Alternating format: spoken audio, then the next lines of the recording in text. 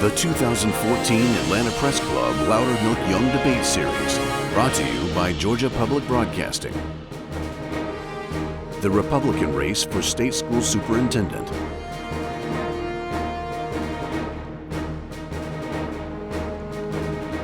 Good evening. I'm Veronica Waters, anchor and reporter for News Talk WSB Radio.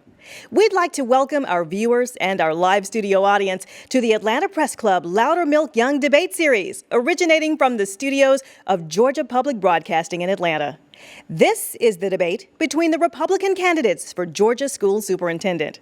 And now, let's meet the candidates. They are, in alphabetical order, Mike Buck, who currently serves as Chief of Staff to State School Superintendent John Barge.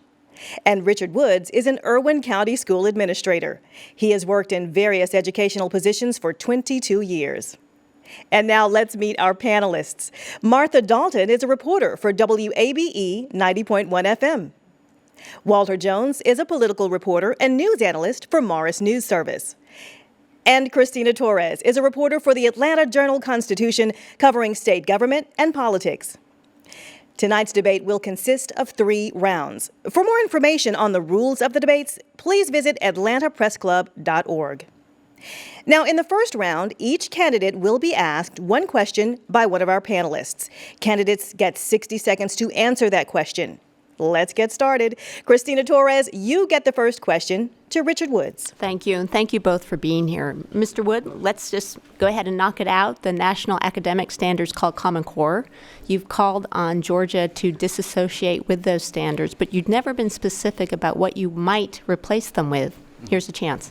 Okay, I think looking at the standards, something I spoke out against 4 years ago, but I did have a plan back then. And again, one of the things I think we could look at would be something that was offered by our sister states, that being the standards prior to Common Core in the state of Massachusetts. Again, a state that has academic excellence throughout the years, scoring well on NAEP and international and national test itself. Something that provided their kids with a very strong foundation in reading, writing, and arithmetic, and one that was very comparable to Georgia. Again, that being with the SAT itself, with our numbers being very, very comparable as far as looking at the percentage of our kids, scoring and again, the kids taking the test itself. But also looking at some alternatives as well, looking at Indiana perhaps in the area of math. So there are existing standards that are out there that would provide us a good balance and a baseline to start off with, and hopefully we'll have that chance. Thank you.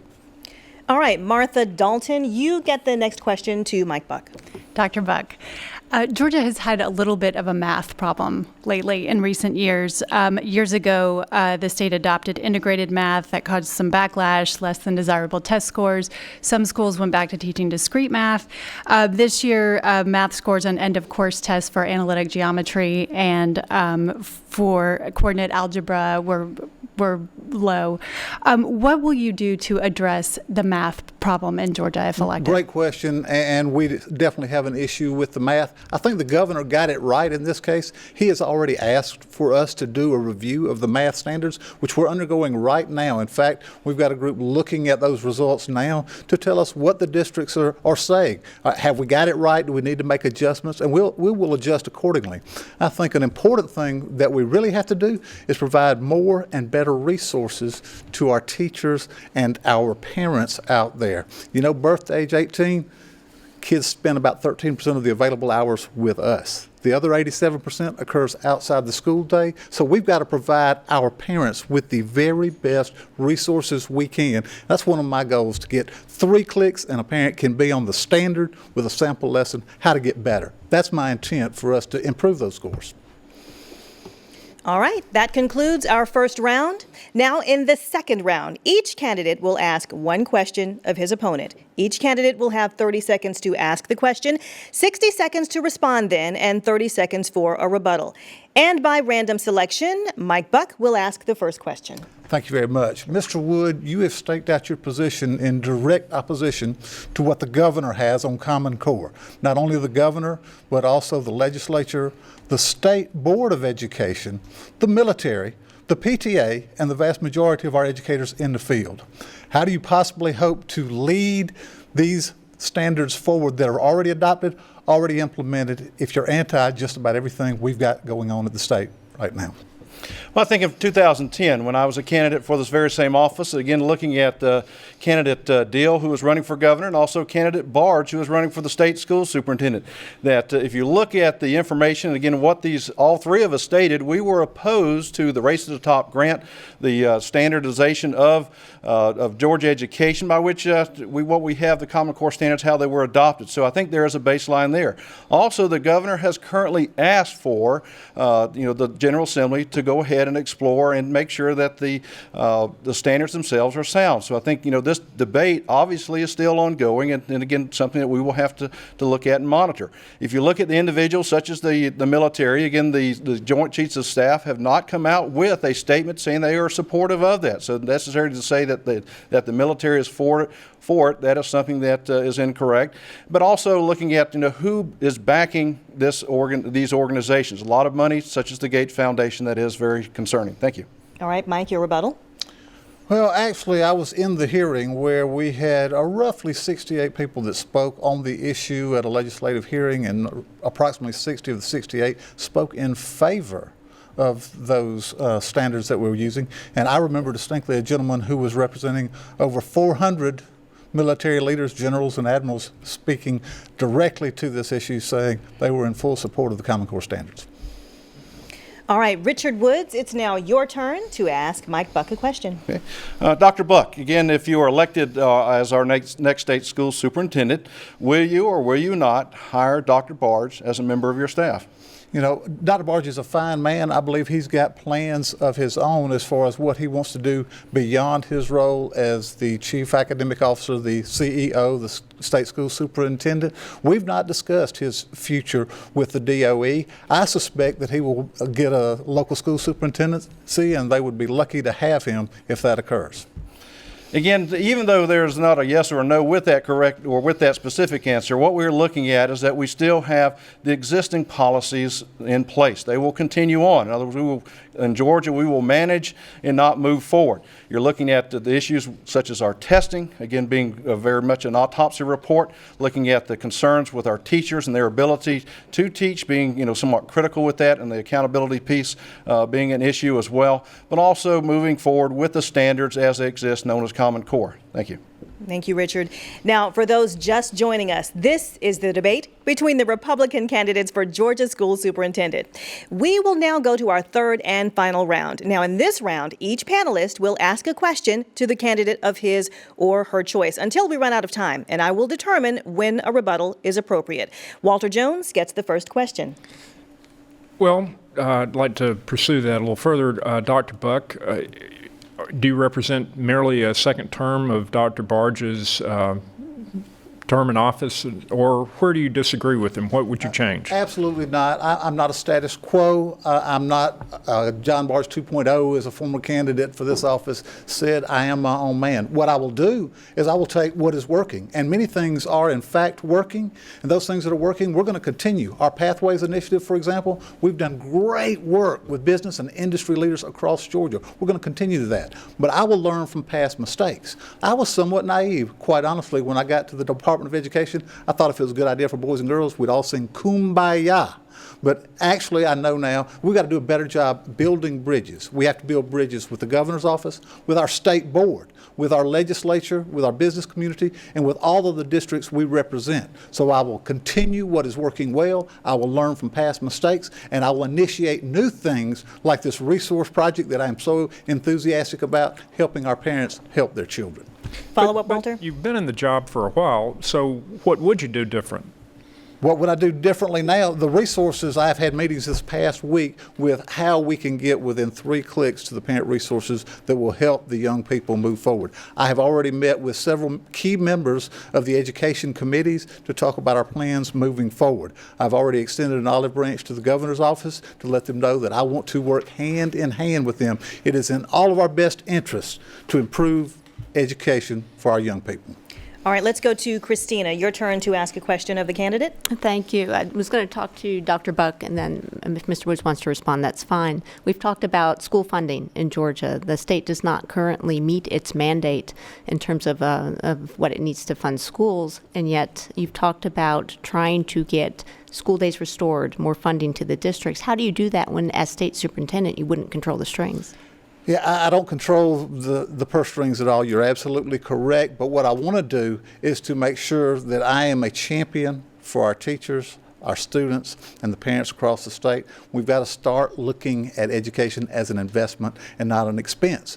We've got to give a return on investment, quite frankly. You don't go asking for more money unless you're producing good results with the money that you've been given. The economy has turned, so I believe that funding is there as we try to move forward, but we've got to make a better use of the available funds that we do have. The technology is there to help us get those resources out there. We are right now in the process of giving broadband, high-speed internet access to all of the districts so that even if a district only has one kid that wants to take AP Physics, they can access it through our virtual school. So those are things that we can and will do to give us more bang for the available bucks. All right, I'd like to give Richard 60 seconds to respond to that question.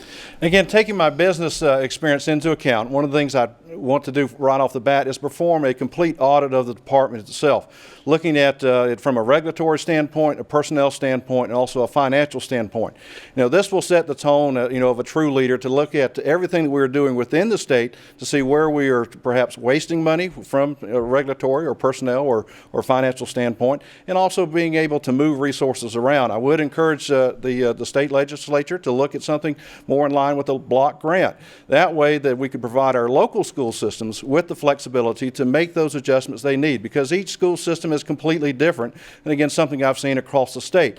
One of the things as well that I believe we could do is initiate a voluntary purchasing consortium, thus using the vast amount of resources within Georgia education to allow our school systems to pull their resources together and better purchase, across the state. So that is some things we could do to save money and be a partnership. Thank you.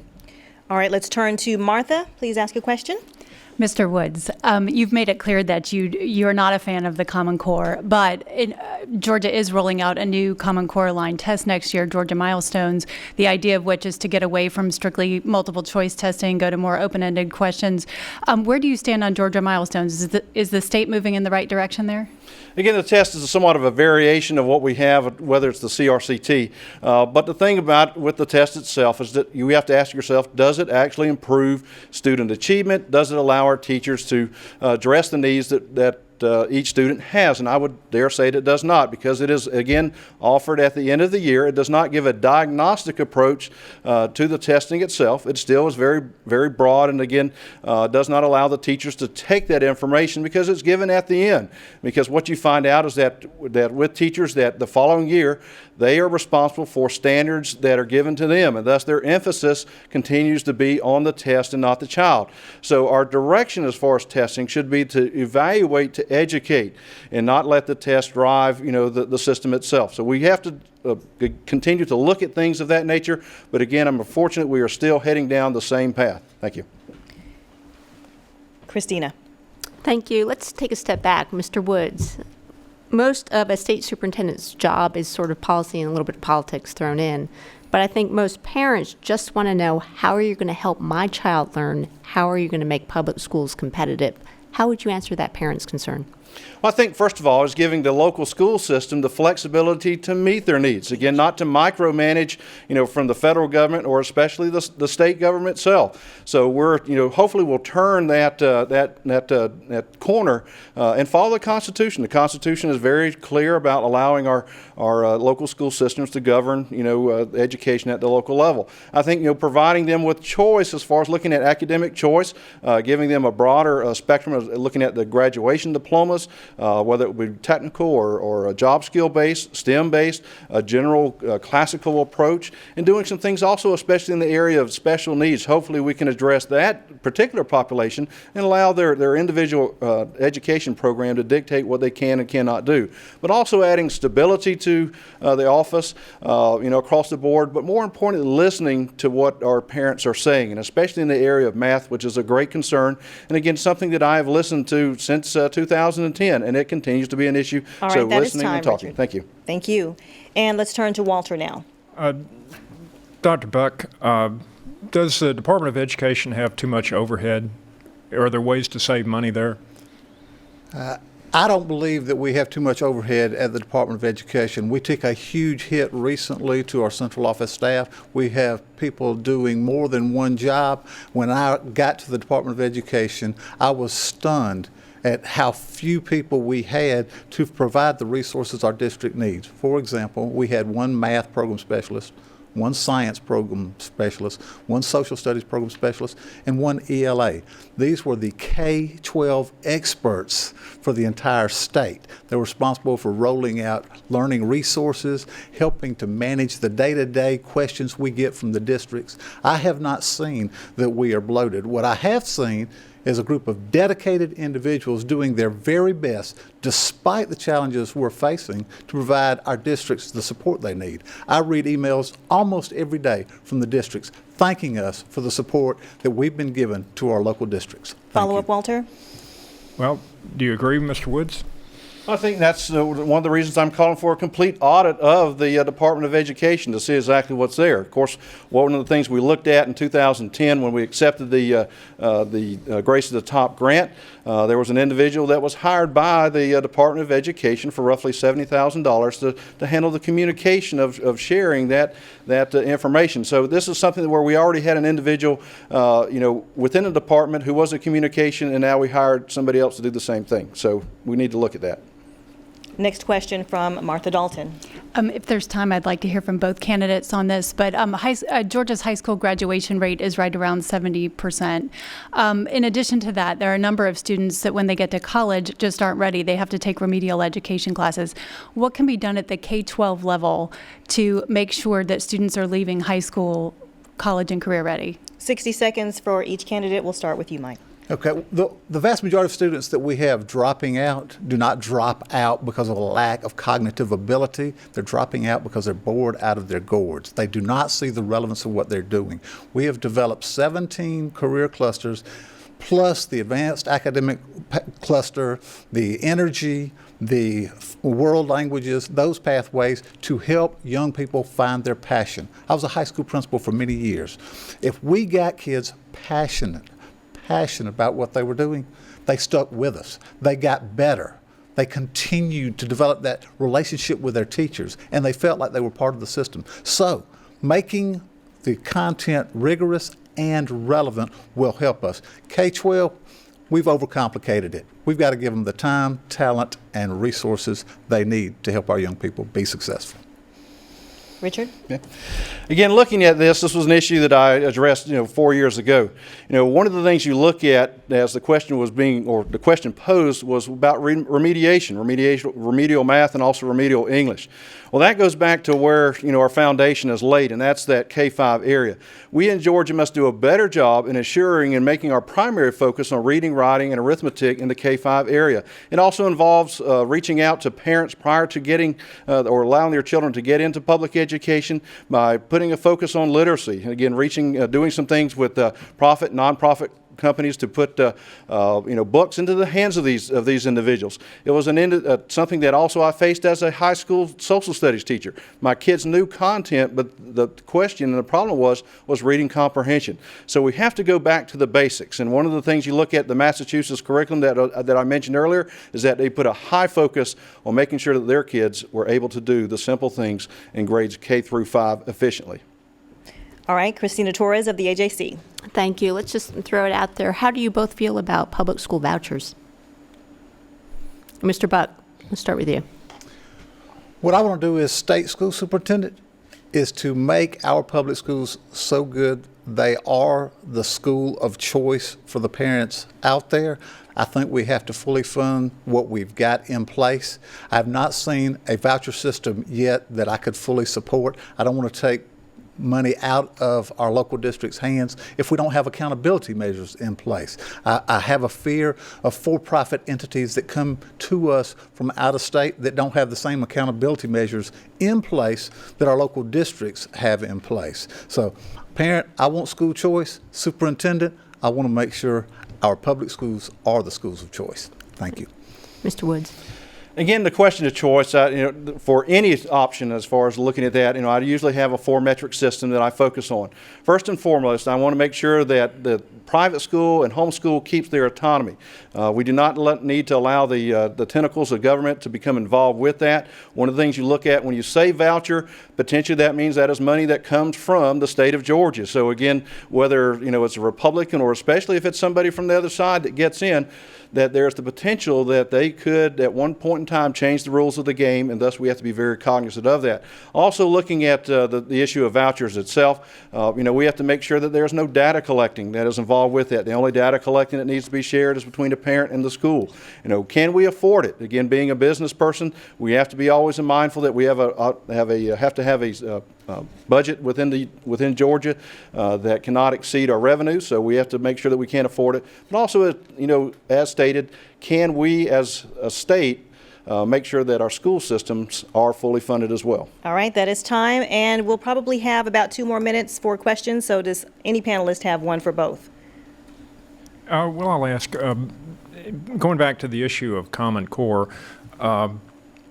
Dr. Buck, you have said in previous forums that the issue is not the standards, it is the local implementation that people have objected to. So what is the superintendent's role in that? Superintendent's role is to suggest policy, to make recommendations to the board. They ultimately will decide what the standards should be. In this case, those standards have been the Common Core standards, and then it becomes the state school superintendent's job to implement them with fidelity, to do the very best job we can to provide the professional learning to our teachers, to provide the resources to our local districts so that they can do a better job at the local level. I'm a strong believer in local control. We set the floor, not the ceiling. So the districts can take what we've offered, they can add to if they choose to. So we're establishing the floor, not the ceiling. But we've got to provide them the resources they need and shared best practices. That's one of the values of this particular methodology. We can get the best practices from across the state and across other states to help improve student achievement in Georgia. All right, and 60 seconds for you, Richard, to answer. Again, there are issues with the standards themselves. One of the things you look at, and even members of the Georgia Department of Education have shared, that there is a high correlation between our former Georgia Performance Standards and the current Common Core Standards. Now, if you look at that, again, prior to the adoption of the Common Core Standards, the Georgia Performance Standards were actually rated to take 17 years to actually cover. Thus, you have a quantity and a quality, concern, again, that we continue to face within Georgia. And again, that's one of the things that many teachers have expressed as well. Looking at that if you have such a high correlation of the standards themselves, how can we realistically expect that we will continue to improve in a manner that will be sufficient in what our kids need, across the board? So those are some things that we must look at, is that if we basically have the same, how can we keep doing basically the same thing and expecting different results? So we will have to monitor that and make sure that the standards are, solid, that they are age appropriate, because there is some age appropriateness that are concerns as well. Thank you, gentlemen. All right, that is all the time we have for questions. Each candidate will now have 60 seconds for a closing statement. Richard Woods, you get to make the first closing remarks. Again, thank you to each of our hosts today and for coming out today as well. But, in July 22nd, Georgia will make a choice, and it will make a choice whether to maintain our current course or to move forward in a different direction. Again, one of the things I look at as your next state school superintendent, and again, as I've shared across the state, is that I am here to make sure that you at the local level are in charge. Not to tell you how to run your school system, but to be an individual that will support and make sure you have the resources, the personnel that will allow you to make the adjustments and choices that you have across the board. But also to make sure that as we look at any policy that comes across the state, and especially through my office, the questions will be, does it benefit the child? Because if we fail the child, then education in Georgia has failed. Does it allow the teachers the ability to actually interact and personalize education and not standardize education? And finally, with this, to make sure that we, as an individuals throughout the state, work together to be the individuals in the state that we can be, to make sure we are number one across the board. Thank you. All right.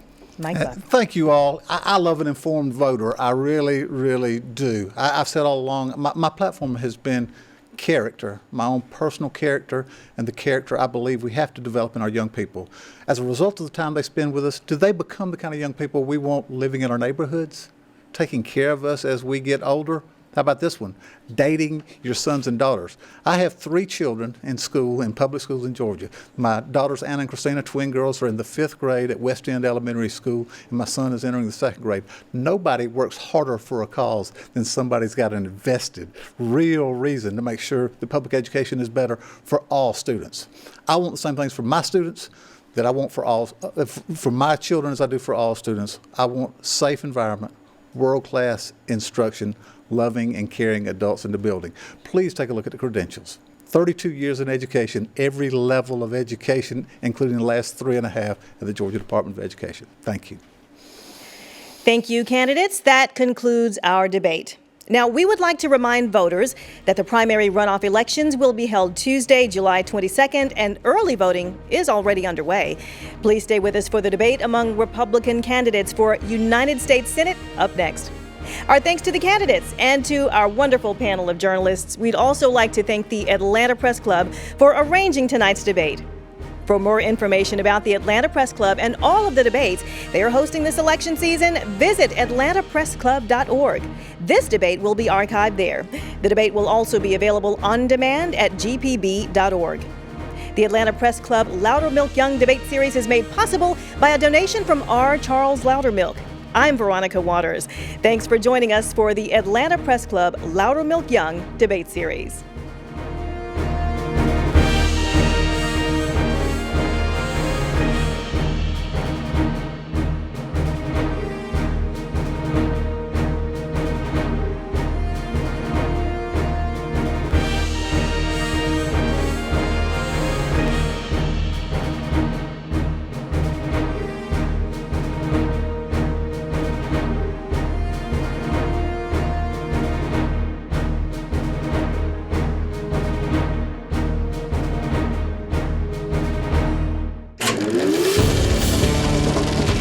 This is a GPB original production.